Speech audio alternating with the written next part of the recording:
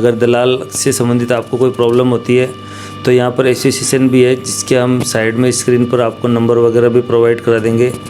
तो आप किसी भी प्रॉब्लम में हैं तो आप उनसे एडवाइस ले सकते हैं, वो बेशक आपकी हेल्प करने के लिए ही बैठे हैं। और आज के ज़माने में गूगल और यूट्यूब और टेक्नोलॉजी है, तो आप सब टेक्नोलॉजी का यूज़ कर सकते हैं और किसी मार्बल को तुरंत ही फ़ोटो क्लिक करके उसको वेरीफाई करवा सकते हैं। क्योंकि अब टेक्नोलॉजी का ज़माना है, तो निश्चित रूप से टेक्नोलॉजी का यूज़ लेना चाहिए, जब भी बिज़नेस में ट्रांसपेरेंसी आएगी। अब मैं ये बताना चाहता हूँ कि जैसे कस्टमर पूरे इंडिया से आते हैं तो उनकी क्वांटिटी मोस्टली रिक्वायरमेंट कई कस्टमर का कम होता है। किसी का 2000 फीट है, किसी का 1500 है, किसी का 2500, 3000। तो उसके अंदर क्या है कि यहाँ पर जो ट्रांसपोर्टेशन से रिलेटेड ट्रक होते हैं उनकी कैपेसिटी ज़्यादा होती है, जो कि 30 टन 40 टन के करीब लेके जाते हैं मार्बल। तो स्मॉल क्वांटिटी वाले कस्टमर के लिए किन बातों का ध्यान रखना चाहिए और उनके लिए क्या एडवाइस देंगे, वो आपको भैया बताएंगे कि लोडिंग से जुड़ा हुआ क्या प्रॉब्लम आती है और उन्हें कैसे फेस करना है। जी, मैं इस विषय में, चूँकि मैंने खुद ये समस्या झेली है, चूँकि ये आज मेरा 7वां दिन है मकराना में। मैं जिस दिन आया था उसके अगले ही दिन मैंने सेलेक्ट कर लिया था, चूँकि यहाँ पर इतनी पारदर्शिता देखकर और एक कॉन्फिडेंस लेवल बूस्टअप हो गया था। और सबसे बड़ी बात है कि मैं जो भी चीज़ ले रहा था वो मैंने सब जगह से वेरीफाई कर लिया था कि मैं ओरिजिनल मकराना मार्बल डूंगरी ही ले रहा हूँ। और सबसे बड़ी बात है कि एक जल्दबाज़ी मैं नहीं करना चाहता था। मेरे मन में था कि चूँकि ट्रांसपोर्टर हैं तो वो मतलब मैं नेगोशिएट कर सकता हूँ, चूँकि मैं अकेला आया हूँ, मुझे सुझाव देने वाला कोई था नहीं।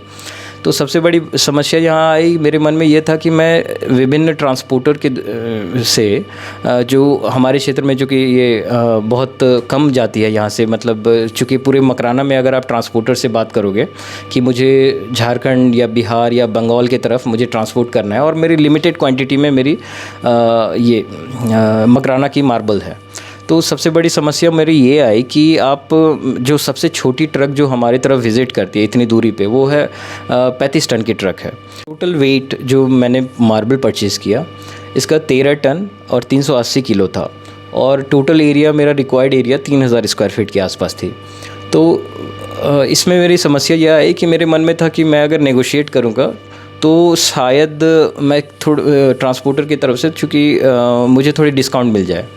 बट यहाँ मेरे 5 दिन में वेस्ट इसलिए हुए क्योंकि जब मैंने तीसरे दिन जब मैंने डिसाइड करके एक ट्रांसपोर्टर को मैंने मना कर दिया था, क्योंकि वो मुझे लगा कि वो थोड़ी ज़्यादा डिमांड कर रहा था और मेरी कैपेसिटी इतनी ही थी, टोटल वेट 13 टन 380 किलो।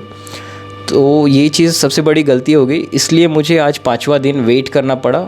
2 दिन तो मुझे सेलेक्ट करने में ही लग गए थे और आज 5 दिन मैंने यूँ मतलब वेट करने में मैंने मतलब बर्बाद हो गए मेरे। और चूँकि आज मेरा सारा मकराना मार्बल लोड हो चुका है। और सबसे बड़ी समस्या, आप लोग चूँकि जो समझदार व्यक्ति होते हैं वो दूसरों की गलती से सीखते हैं, तो एक बार अगर आपका मकराना का मार्बल सेलेक्ट होकर आपने सारी चीज़ें, सारा अध्ययन करके अगर आपने चॉइस कर लिया कि नहीं मुझे यही स्लैब लेना है या फिर यही टाइल लेना है, तो आप इसको बिल्कुल डिनाई ना करें, बिल्कुल आप इसको ईज़िली ना लें। क्योंकि यहाँ पर ट्रांसपोर्ट की सबसे बड़ी समस्या आई मुझे, एक कि हमारे तरफ ज़्यादातर ट्रक्स जाते नहीं हैं और ईज़िली अवेलेबल होते नहीं हैं, और अगर आपकी क्वांटिटी या फिर टोटल वेट कम है तो उस केस में आपको शेयरिंग में ही लेकर जाना होगा। तो शेयरिंग में समस्या यह आती है कि अगर आपने, ट्रक वालों का क्या है कि उनको कि फुल कैपेसिटी की टोटल प्राइसिंग चाहिए, तो फुल कैपेसिटी जब तक लोड नहीं होगा उनका तो वो यहाँ से मतलब चलना स्टार्ट नहीं करेंगे। तो इसलिए आप इन सब चीज़ों के बारे में ध्यान दें कि अगर आपको ये एडवाइस करें तो बिल्कुल आप उनको, जल्दबाज़ी को आप दूसरे वे में ना लें। क्योंकि इन्होंने मुझे भी एडवाइस दिया था, जैसे ही मैंने सेलेक्ट किया तो इन्होंने अगले ही क्षण बोला कि आप ट्रांसपोर्टर से बात कर लीजिए, तुरंत लोड करवा देते हैं। तो मेरे मन में एक as a honest customer review अगर मैं देना चाहूँ तो मेरे मन में आया कि नहीं, जल्दबाज़ी क्यों कर रहा है। आज 5वां दिन मैं सच ऑनेस्टली बता रहा हूँ कि ये एक्चुअली में चाह रहे थे कि जल्दी से जल्दी ट्रांसपोर्टर मिलकर लोड हो जाए, तो मैंने ये चीज़ अदरवाइज़ ले लिया, इसीलिए आज 5वां दिन मैं वेट कर रहा हूँ।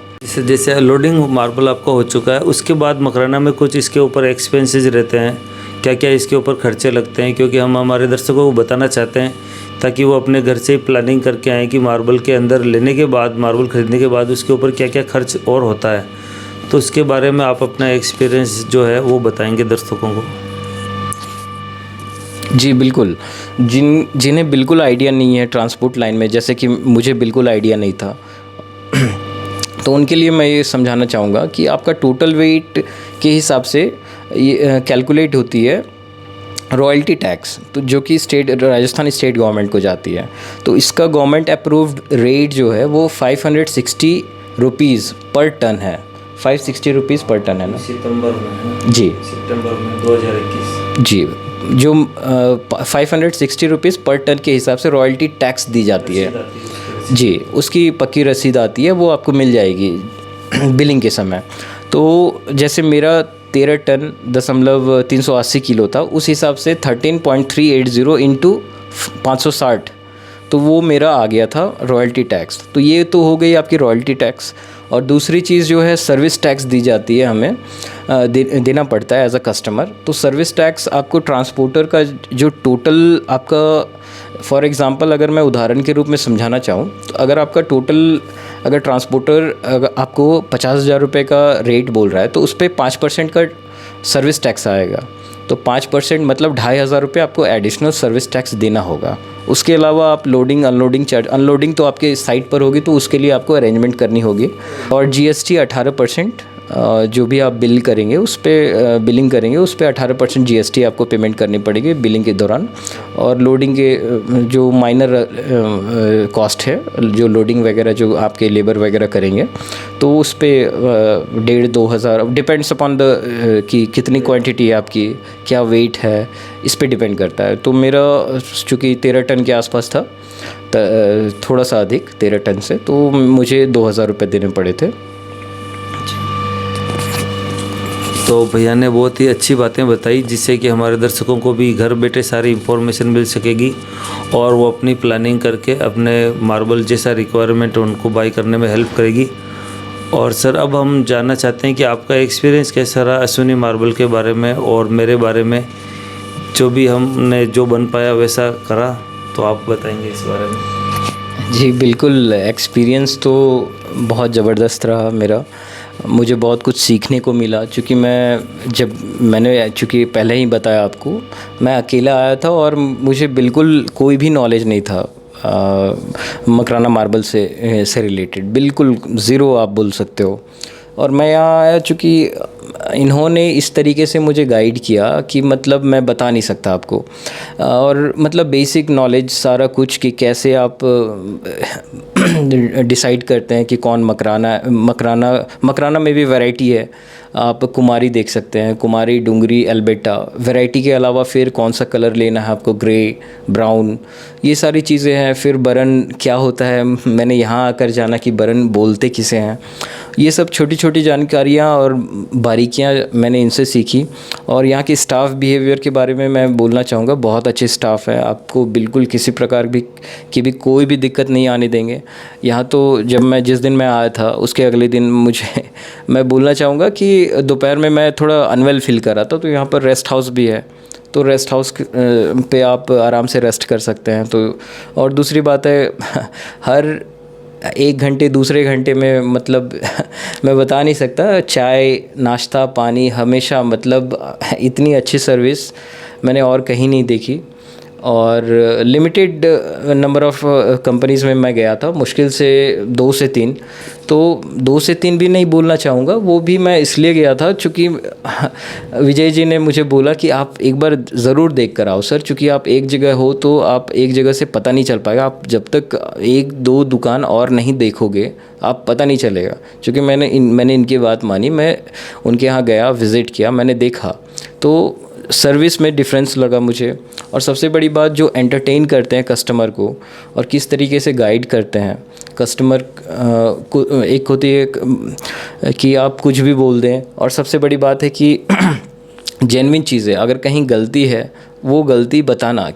ऐसे भी एक दो स्लैब, जैसे कि हम बहुत सारे स्लैब्स के दौरान हम इन्होंने दिखाया, उसमें एक दो स्लैब ऐसे भी थे जिनके बारे में इन्होंने खुद कहा कि सर ये स्लैब में थोड़ी गड़बड़ी है, आप दूसरे वाला स्लैब ले लो। मैंने कहा अच्छा चलो ठीक है, ये खुद ही बता दे रहे थे। तो अब ऐसे में आप क्या ही कुछ कह सकते हो। और सबसे बड़ी बात क्या है कि अगर आप चूँकि दूर दराज क्षेत्र से आ रहे हो, मैं चूँकि झारखंड से हूँ, बिहार, यूपी, वेस्ट बंगाल, तो ऐसे क्षेत्रों से अगर आप आते हो तो अगर आपके मन में एक बहुत बड़ी एक क्वेश्चन मार्क रहता है कि मतलब नए क्षेत्र में मैं जा रहा हूँ, यहाँ मैं किसी को नहीं जानता, तो मैं ठग ना जाऊँ, कोई मुझे ठग ना ले। तो ये सब चीज़ों के बारे में मैं अश्विनी मार्बल्स के बारे में कहना चाहता हूँ कि मतलब मैं आज बिल्कुल satisfied customer, as a customer मैं जा रहा हूँ, क्योंकि मेरा सामान बिल्कुल लोड हो चुका है अच्छे से सब कुछ। और लोडिंग के दौरान भी मुझे बिल्कुल ज़रा सा भी कोई आइडिया नहीं था कि कैसे लोडिंग होती है, नहीं लोडिंग होती है, और क्या किन बारीकियों पर ध्यान दिया जाता है। इन्होंने, विजय जी ने खुद वहाँ रह कर इनके छोटे भाई अजय जी, वो भी वहाँ रह कर लोडिंग कराया इन लोगों ने। और मेज़रमेंट एक के बारे में एक चीज़ मैं ऐड करना चाहूँगा, एक मकराना मेज़रमेंट अलग मेज़रमेंट होती है, जो कि मेरे लिए एक नया अनुभव था, जो कि 3 के मल्टीपल में रहती है वो चीज़। तो ये चीज़ के बारे में, इस चीज़ के बारे में भी आपको ध्यान देना है। अगर आप कहीं से भी परचेज़ करें मकराना मार्बल के विषय में, तो आपको मेज़रमेंट पे विशेष ध्यान देना होगा। और ये चीज़ें आपको तभी पता चलेगी जब कोई सामने वाला जिससे आप कोई चीज़ खरीद रहे हो, वो अगर आप उसके मन में कोई किसी प्रकार का कोई भी खोट या फिर उस तरह की बात नहीं है कि हमें लूटना है या फिर हमें बस फ़ायदा कमाना है, तो वही आदमी आपको सच्चे रूप से गाइड कर सकता है, वही आदमी आपको अच्छे से सारा सामान दे सकता है, जेन्युइन चीज़ है। तो ये सब बारीकियों पर ध्यान दें। और अश्विनी मार्बल से मैं कहना चाहूँगा कि आगे मैं एज अ कस्टमर आगे से अगर कोई भी चीज़ अगर लेना चाहूँ, जैसे मकराना की टाइल या फिर अगर आप बोल दें स्लैब, तो मैं एज अ कस्टमर तो मैं फ़र्स्ट प्रेफरेंस अश्विनी मार्बल्स को ही दूंगा। सेकंड प्रेफरेंस मैं जानता ही नहीं हूँ और किसी को, इसलिए first preference one and only Ashwini marble. तो आज ये जानकारी साझा की है हमारे साथ, इसके लिए हम बहुत बहुत थैंक यू देते हैं, क्योंकि जो कस्टमर होते हैं एक्चुअल में वही फीडबैक देते हैं। हम जो भी एक्सप्लेन करते हैं वो हमारे हिसाब से करते हैं, लेकिन कस्टमर का व्यू ऑफ एंगल होता है, वही राइट एडवाइस आपको रेकमेंड कर सकते हैं। तो इसी तरह और जो भी कस्टमर आएंगे, हमारे आपके लिए इंफॉर्मेशन से भरे हुए वीडियो आते रहेंगे। Thank you for watching video.